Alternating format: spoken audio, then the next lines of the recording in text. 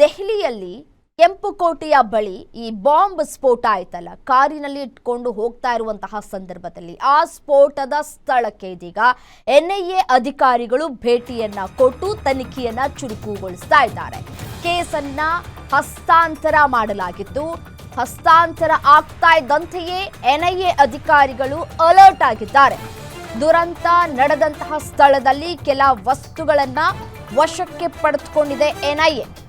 ನಿನ್ನೆಯಿಂದಲೂ ಕೂಡ ತನಿಖೆಯಲ್ಲಿ ಭಾಗಿಯಾಗಿದ್ದಂತಹ ಎನ್ಐಎ ತನಿಖೆಗೆ ಹಸ್ತಾಂತರ ಮಾಡಲಿ ಬಿಡ್ಲಿ, ಇಂತಹ ಘಟನೆಗಳು ನಡೆದಂತಹ ಸಂದರ್ಭದಲ್ಲಿ ಖುದ್ದು ಸ್ವತಃ ಎನ್ಐಎ ಅಧಿಕಾರಿಗಳು ಫೀಲ್ಡ್ಗಿಳಿದು ತನಿಖೆಯನ್ನ ಮಾಡೋದು ಸಹಜ.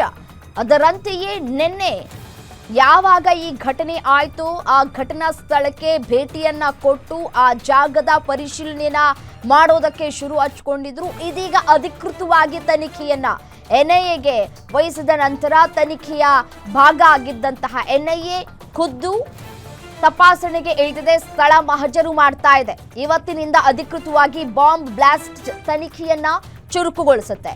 ಹಲವು ಆಯಾಮಗಳಲ್ಲಿ ತನಿಖೆಯನ್ನ ನಡೆಸುತ್ತೆ ಎನ್ಐಎ. ಎನ್ಐಎಗೆ ಇಂಚಿಂಚು ಮಾಹಿತಿಯನ್ನ ಕೂಡ ಹಂಚಿಕೊಂಡಿದ್ದಾರೆ ಪೊಲೀಸ್ನವರು.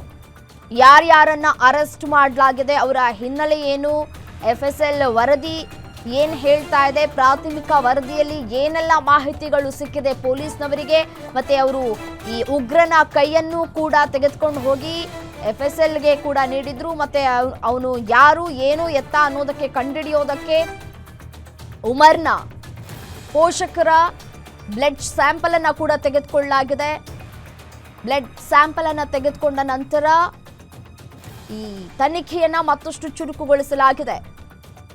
ಈಗ ಎನ್ಐಎ ಅಧಿಕಾರಿಗಳು ಖುದ್ದು ಫೀಲ್ಡ್ಗಿಳಿದು ತನಿಖೆಯನ್ನ ಆರಂಭ ಮಾಡಿದ್ದಾರೆ, ತನಿಖೆಯನ್ನ ಚುರುಕುಗೊಳಿಸಿದ್ದಾರೆ. ಇವತ್ತಿನಿಂದ ಅಧಿಕೃತವಾಗಿ ತನಿಖೆಯನ್ನ ನಡೆಸಲಿಕ್ಕಿದೆ ಎನ್ಐಎ ಅಧಿಕಾರಿಗಳು.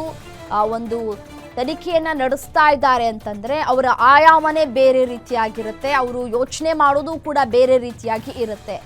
ಎಲ್ಲ ಆಂಗಲ್ ಇಂದಲೂ ಕೂಡ ಇದೀಗ ತನಿಖೆಯನ್ನ ಚುರುಕುಗೊಳಿಸ್ತಾ ಇದ್ದಾರೆ.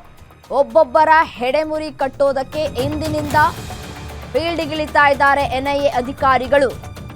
ದೆಹಲಿಯ ಕೆಂಪುಕೋಟೆ ಬಳಿ ಸ್ಫೋಟವಾದಂತಹ ಹಿನ್ನೆಲೆ ದೇಶದಾದ್ಯಂತ ಫೀಲ್ಡ್ಗಿಳಿದಿದೆ ಎನ್ಐಎ ಟೀಮ್. ಕೇಸ್ ಟ್ರಾನ್ಸ್ಫರ್ ಆಗ್ತಾ ಇದ್ದಂತೆ ಫೀಲ್ಡ್ಗಿಳಿದಂತಹ ಎನ್ಐಎ ಅಧಿಕಾರಿಗಳು ಸ್ಪೆಷಲ್ ಟೀಮ್ ಶಂಕಿತ ಉಗ್ರರನ್ನ ವಶಕ್ಕೆ ಪಡೆದುಕೊಳ್ಳಿಕ್ಕಿದ್ದಾರೆ. ರಾಷ್ಟ್ರೀಯ ತನಿಖಾ ತಂಡದಿಂದ ಉಗ್ರರ ರಣ ಬೇಟೆ. ಇಡೀ ದೇಶದಲ್ಲೇ ಸಂಚರಿಸಲಿರುವಂತಹ ಬಾಂಬ್ ಸ್ಫೋಟ. ದೇಶದ ರಾಜಧಾನಿಯನ್ನ ಟಾರ್ಗೆಟ್ ಮಾಡಿ ಸ್ಫೋಟವನ್ನ ಮಾಡಲಾಗಿತ್ತು. I-20 ಕಾರ್ನಲ್ಲಿ ಬಾಂಬ್ ಬಿಟ್ಟು ಸ್ಫೋಟಿಸಿದಂತಹ ಉಗ್ರರು ದೇಶದಾದ್ಯಂತ ಉಗ್ರರ ಮಾಹಿತಿಯನ್ನು ಪಡೆದುಕೊಂಡು ಕಾರ್ಯಾಚರಣೆಯನ್ನು ನಡೆಸ್ತಾ ಇದ್ದಾರೆ ಎನ್ಐಎ ಅಧಿಕಾರಿಗಳು.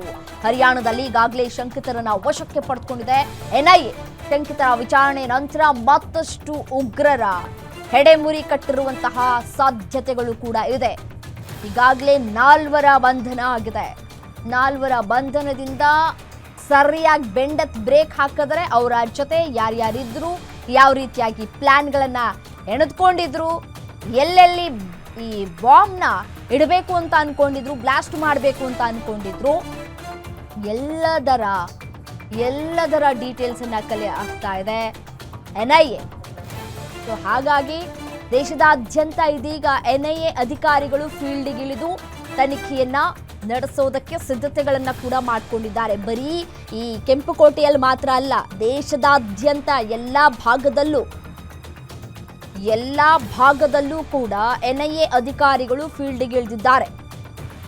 ಎಲ್ಲೆಲ್ಲಿ ಸೂಕ್ಷ್ಮ ಪ್ರದೇಶಗಳೆಲ್ಲ ಇರುತ್ತೋ ಅಲ್ಲಲ್ಲಿ ತನಿಖೆಯನ್ನ ಚುರುಕುಗೊಳಿಸ್ತಾ ಇದ್ದಾರೆ ಎನ್ಐಎ ಅಧಿಕಾರಿಗಳು. ಎಲ್ಲೆಲ್ಲಿ ಅನುಮಾನ ಬರುವಂತಹ ವ್ಯಕ್ತಿಗಳು ನಡ್ಕೊಳ್ತಾರೋ ಇದೆಲ್ಲವನ್ನ ಕೂಡ ಎನ್ಐಎ ಅಧಿಕಾರಿಗಳು ಸೂಕ್ಷ್ಮವಾಗಿ ಗಮನಿಸ್ತಾ ಇರ್ತಾರೆ. ಇಂಟೆಲಿಜೆನ್ಸ್ ರಿಪೋರ್ಟ್ ಅನ್ನ ಕೂಡ ಪಡೆದುಕೊಂಡು ಎನ್ಐಎ ಅಧಿಕಾರಿಗಳು ತನಿಖೆಯನ್ನ ಮುಂದುವರಿಸ್ತಾರೆ.